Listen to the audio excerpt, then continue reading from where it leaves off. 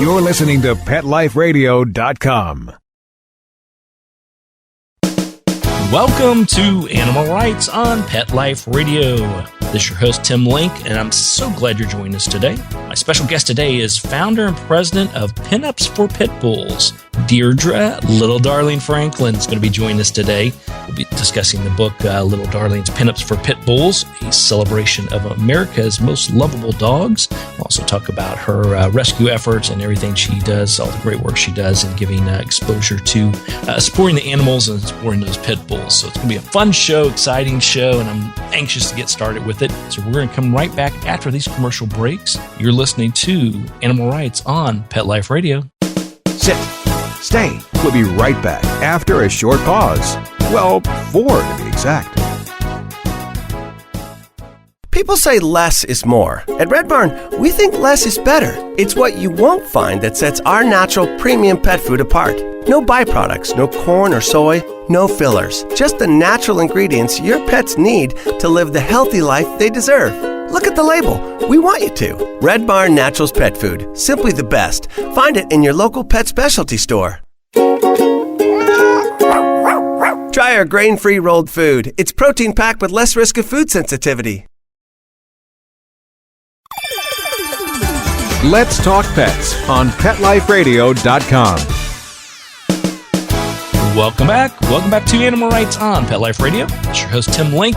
And joining me now is Deirdre, Little Darling Franklin. Deirdre, welcome to the show. Hi, thank you so much for having me. Oh, it's my pleasure. It's my pleasure. So big kudos for the books and all the great work that you're doing, all the great exposure you're giving to the dogs. So I want to get that right off the bat. I appreciate everything that you do.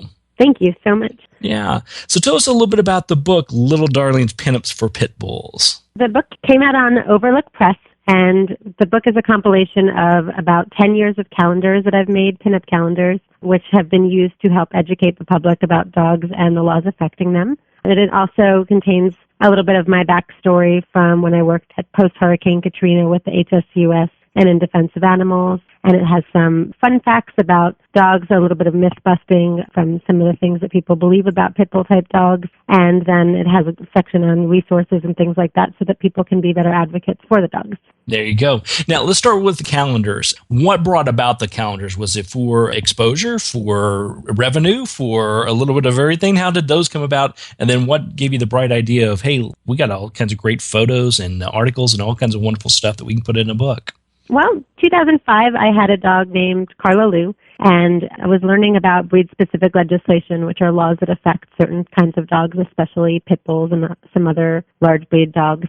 And my fear was that one day one of those laws could come to my front door and actually cause my dog to be taken away from me. And these laws are always based on how a dog looks and not on how they behave. And so I figured at the time I was doing a lot of burlesque performing, and I was also modeling at the time with different pinup photographers in the area that I grew up in Pennsylvania. And I just wanted to put something together to bring some exposure to these laws and something that would be a fun and creative way to get people to pay attention. And I didn't expect it to be something that 10 years later I would still be doing. I kind of just thought it would be a little fun thing to raise money for the rescue I volunteered with at the time and just do a one-time calendar that would hopefully, like I said, raise some money for the cause that I was working with. And then before I knew it, people were very interested in what I was doing and people wanted to see it year after year. And 2007 or so, we started to do themed calendars, not just pinup, but we started to come up with different concepts. Like one year we did a cruelty-free circus theme, and we just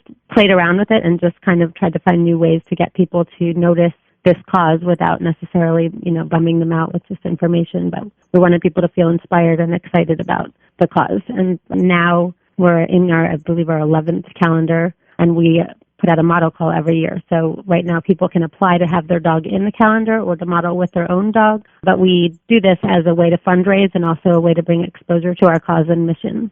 My publisher, Overlook Press, actually reached out to me about putting a book together because the editor at the time had a pit bull type dog and had been following my cause for years. And he thought, it would be a great idea to be able to bring the calendars to a new audience and to bring this information to a new audience by putting it together in a book. And that's how that came about. There you go. And now we have a wonderful book chock full of all kinds of wonderful, like I said, photos and information, beautiful pictures of the dogs, beautiful pictures of the women. And I love the themes. I think that's the key thing. The themes, how do you get creative enough to say, okay, this is going to be our theme for this calendar, for this part of the book? Do you just brainstorm, or they just got so many of them that you can't keep up with them all? Well, it's a collaborative effort. In 2013, we started shooting with Celeste Giuliano. She's based out of Philadelphia, and she and her husband, David, do the shooting and the design and layout of the calendars with us. So we usually have a brainstorming session on what we think would work as a cohesive concept. 2013, we did a Norman Rockwell theme, for example. In 2014, and we went with Agents of Adventure, and that was really fun because we made it kind of like a campy story of different ladies being spies in different ways to help bring attention to breed-specific legislation, but we called it Mr. BSL, so they were all after this, alleged character that was the problem instead of the laws themselves. So it was just like fun, sometimes goofy ways to get people to pay attention again, but I think we always have some stuff rolling around in our heads, and then when we get together, we all get very inspired by each other, and then we just try to make it happen. That sounds great. And it's just wonderful, wonderful. I just love the book so much and love, obviously, the cause itself. You brought up a comment that really strikes home for me, in the fact that, I'm heavily involved in rescue and work with rescue groups around the nation as well, and various causes and legislative causes out there to bring exposure to the animals and get some the laws in place that will help them out. But I like what you had said, and the fact that in putting this together, you're taking all the strengths that you have, all your background, everything you have, instead of perhaps, this may be harsh, but beating the same drum or beating someone over the head with the same topic, you're taking a different approach to get people interested and not only aware, but actually entertained at the same time. Thank you. Yeah, I think it's really important to, a lot of the information that we work with is really challenging and upsetting, and I feel like the best way to inspire people, though, is to be positive and to be a voice of positivity, and that spreads, I feel like, a lot better than, negative information sometimes. And even though we have negative situations that we're dealing with, we try to put a spin on it to get people to want to do something about it. I feel like when you're upset about it, sometimes you might just sit there and say, well, that's not fair, and leave it at that, and I really want people to say, well, that's not fair, but here's these tools that I have and ways that I can do things in my community and, bring that forward. Exactly. So then with the models and the dogs, when you first started this, did you have more people wanting to get involved and you knew what to do with, or a small amount? And then how has that changed over the years? That's definitely dramatically changed. So in the very first calendar that I did, I basically begged everybody that I knew around me, people that were in roller girls or doing different things in the community.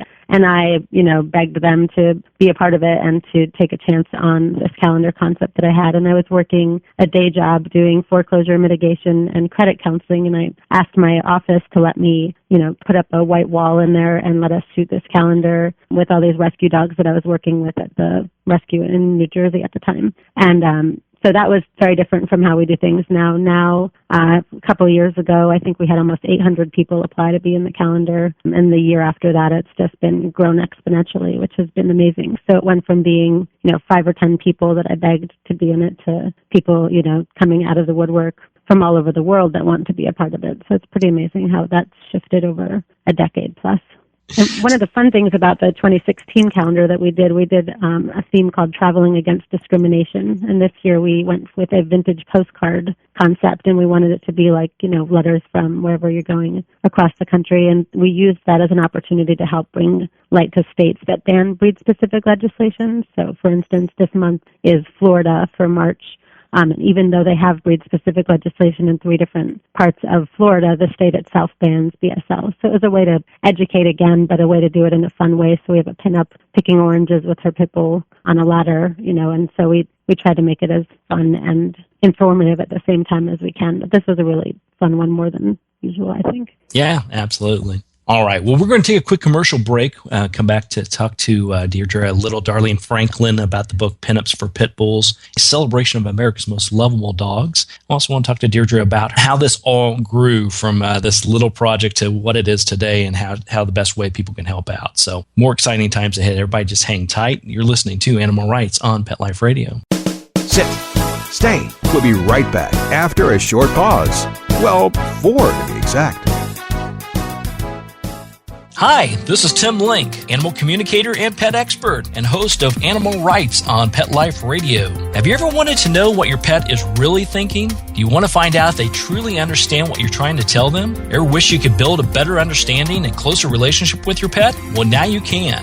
Learning to Communicate with Animals is a 4-part on-demand workshop. In the workshop, you'll learn the essential techniques that are necessary to communicate with animals, including what is animal communication, breathing correctly to achieve the perfect state to communicate with your animals at a deeper level, using guided meditation exercises and method to communicate with animals, and how to send and receive information from your animals. So if you're wanting to learn how to communicate and connect with your animals at a deeper level, visit PetLifeRadio.com/workshop and purchase and download Learning to Communicate with Animals. You'll be glad you did.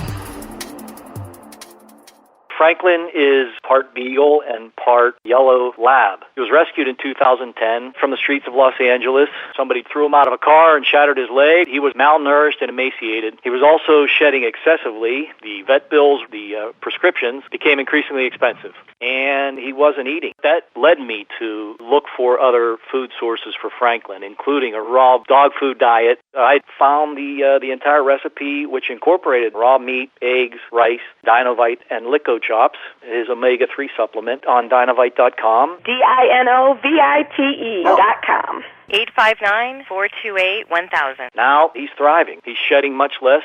He never misses mealtime, and his coat is soft and shiny. I like that you guys are focusing on rescue dogs. I think every rescue deserves at least 90 days of Dinovite. 859-428-1000. Start that little pet off right. Just go to Dinovite.com. DINOVITE.com. Let's talk pets. Let's talk pets On Pet Life Radio. Pet Life Radio. PetLifeRadio.com. Welcome back. Welcome back to Animal Rights on Pet Life Radio. It's your host, Tim Link, and my special guest today is Deirdre, Little Darling Franklin, talking to us about her book, Little Darling's Pinups for Pitbulls, a celebration of America's most lovable dogs. Now, Deirdre, you mentioned your involvement with HSUS early on and now how it's grown. Tell us about those steps. How did it happen? How did it grow from there? And then how did you decide, okay, here's the best way that I can make an impact? Well, it's an interesting question. I feel like I kind of fell in backwards. It was at the time when the calendar was growing just a little bit. It was when Michael Vick's story came out, and people went from not really caring about what I was trying to do or what I was, saying about pitbull type dogs at the time to suddenly I had new stations and different people wanting me to come on with my dog and talk about what I thought about pit bulls and what was going on. So it happened, I think, a little bit of happenstance in that regard, that I was in the right place at the right time in the Philly suburbs where, they were very interested in what we were doing, especially when he became an eagle eventually. So there was, I think, happenstance had a lot to do with it, and I've been an animal advocate since I was a little kid. I was always very concerned about every animal, not just dogs. And so I think a little bit of passion, a little bit of just stick-to-itiveness, and then it got to the point, I would say, probably 3 or 4 years ago, where I kind of hit a ceiling, I feel like. And so I put myself into grad school and wrote my master's thesis on breed-specific legislation and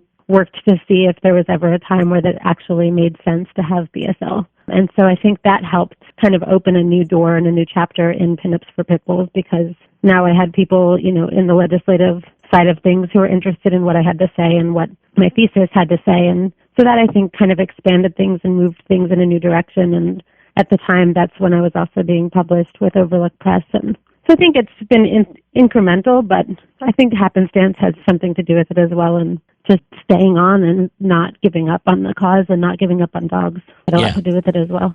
Absolutely. So big bravos, big kudos to you again for all that great work. It's real interesting what you had said about the situation with the Michael Vick case. I'm in Georgia, and I've been on the state house steps for years trying to beat the drum about breed-specific legislation, anti-tethering laws, dog fightings, all the things that we're now seeing come about slowly but surely. But that one situation with a high-profile person, especially here in Atlanta when he was the quarterback here, changed things. Immediately the next year, all of a sudden, we had breed-specific legislation and anti-tethering laws, etc. How do you, being such an advocate for this and being such a close part of your life and what you do, how do you deal with those situations? Do you see those a tragedy, being able to turn that into a positive situation, or how does that impact you and your causes?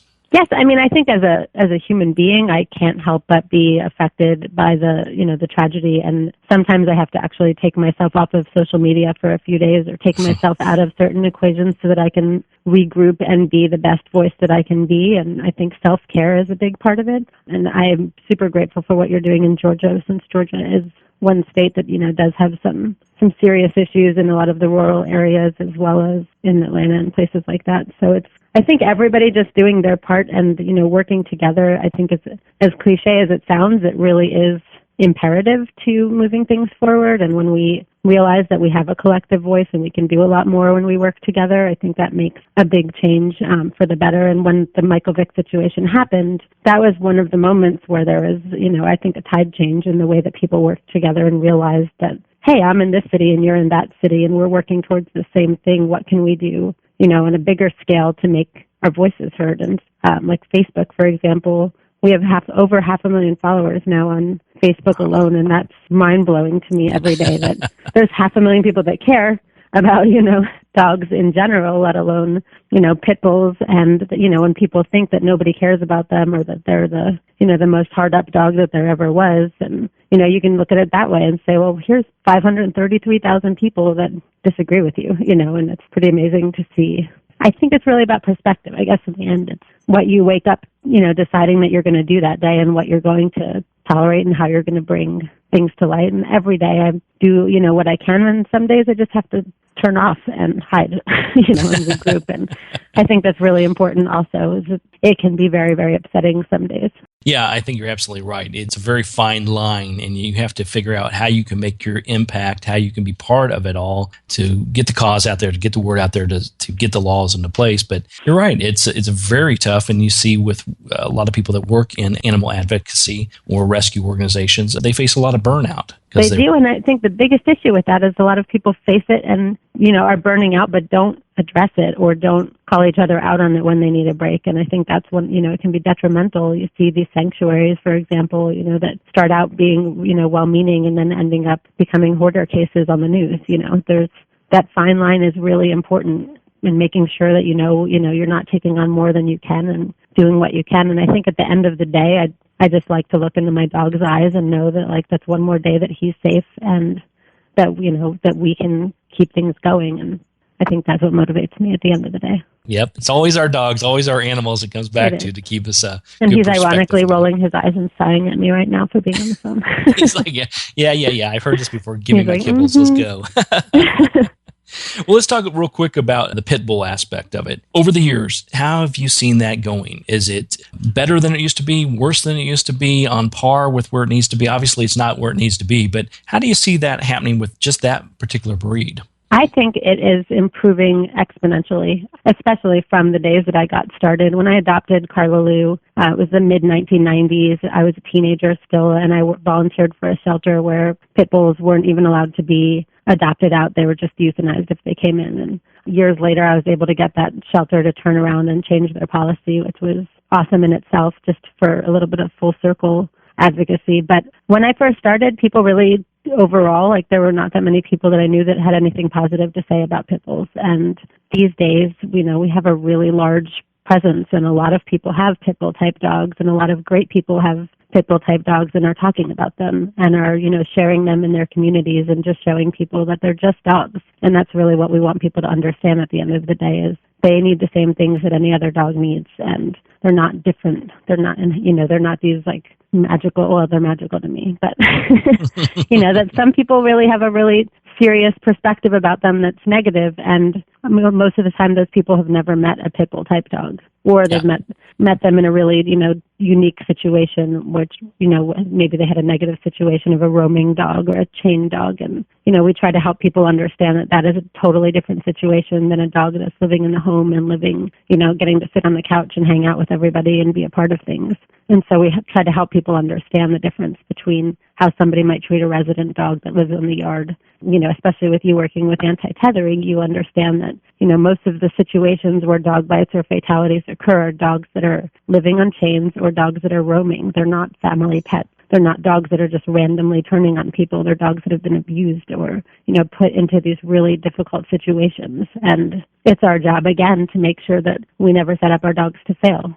and the people that are leaving them on chains often are not thinking about those kinds of things, or there are people who live in poverty that can't do anything except have them outside on chains. And, we need to do things to give them resources so that it doesn't have to be that way for them or for their dogs. That's right. And I think it really does come down to just education is really the key thing behind it. I mean, obviously we need the right laws and everything, but really it's education, because I see that time and time again, a situation where an animal is going to be turned in because someone doesn't want to or can't afford to take care of it anymore, or they put them in a situation like they tether them outside because that's all they know. But there are organizations out there that will come in and help you in that situation, allow you to get back on your feet, and they'll foster your dog for a while. Or even, I know in organizations I've worked with, they will put in small fence areas and shelter and dog houses and things in these rural environments to at least provide a better environment, not perfect, but better environment and a safer environment for your animal. Absolutely. And I think that one of the key elements in that is having compassion and sympathy for your fellow man, too, because a lot of people assume that a dog living outside or a dog in certain situations is just, an abused dog. And a lot of times they don't realize that there could be a human in the house that's also, dealing with abuse, or a person in the house that really wishes that they could bring that dog inside or let the dog have a yard or a dog house or certain things that they just can't afford, but they don't want the dog to die by bringing it to the shelter, and that's the way that they see things, and they don't have the resources or the education sometimes to know that there's other opportunities. Like you said, there's resources, there's groups that are willing to help, but sometimes you have to go to those people and bring them the help because they don't have the ability that you or I have to go and just Google things and figure things out ourselves. And I think that's the kind of compassion that we need to have as animal advocates and not have it be so one-sided. And I think that's part of the success of Pinups for Pitbulls is that anybody who asks us for help, if we can help or point them in the right direction, we stop and we do that. And we don't ignore phone calls and we don't ignore emails, and we make sure that we hold ourselves accountable, because how else are we going to get things to move forward if we don't? Yeah, I love that. That takes into account for all animals, all dogs, and our pit bulls, the beautiful pit bulls. I think you're absolutely spot on with that. They're the best dogs out there. They really are great family members, great with children, beautiful creatures in themselves, and just people have to become more educated about that breed as well as everything else around them. Absolutely. I mean, and at the end of the day, like I said, they need food, they need water, they need shelter, just like any other dog. They're not inherently different, and that's what we need to just help people understand. All right, Deirdre, where can people pick up a copy of Little Darling's Pinups for Pitbulls and also keep track of all the other wonderful things you got going on? They can go to our website, which is pinupsforpitbulls.org, and they can order the book. And right now with the book, we're giving away a magnet, and I'm signing everybody's copies as well. But if they're not able to go to our website, it's available in most Barnes & Nobles and bookstores across the country. And then we also have an events page on our website where people can look and see if we're coming to their town. We travel all year long on the road to help bring our education and advocacy to people and not just online and things like that. So, yeah, they can go to our website. They can email us at info@pinupsforpitbulls.org if they're interested in becoming volunteers or getting involved in different ways. And like I said, our model call is open right now to people who are interested in being brand ambassadors for Pinups for Pitbulls, so they can apply through April 15th. So all that great information, we'll share it here on our site as well. Everybody go out and pick up a copy of Little Darling's Pinups for Pitbulls. Follow her on Facebook, and obviously go to pinupsforpitbulls.org and get involved. Make sure that when she's coming to your town, you get to see her and all the wonderful little pit bulls around that she always has. So we love that. So Deirdre, congratulations on the great book. Keep us posted on what's going on. We'd love to have you back on the show. And once again, big kudos for everything that you do. It's really appreciated, and I'm a big fan. Thank you so much. I really appreciate your time. And I have another book coming out this October, so I'd love to come back on and talk about that another time. There you go. So we'll talk again in October, if not before. That's wonderful. Thank you, Tim, so much. Thank you. All right. Well, we're coming to the end of the show today. I want to thank everyone for listening to Animal Rights on Pet Life Radio. I want to thank our producer and our sponsors for making this show possible. If you have any questions, comments, or ideas for me, you can feel free to give me an email. Drop me a line at tim@petliferadio.com. That's tim@petliferadio.com. And I'll be glad to answer your questions and entertain your comments and bring on the people you want to hear from most. While you're there, make sure you check out all the wonderful shows and hosts on Pet Life Radio. It's petliferadio.com. So until next time, write a great story about the animals in your life. Write in a blog, an article, or in a book. And who knows, you may be the next guest Animal Rights on Pet Life Radio. Have a great day. Let's Talk Pets, every week on demand, only on PetLifeRadio.com.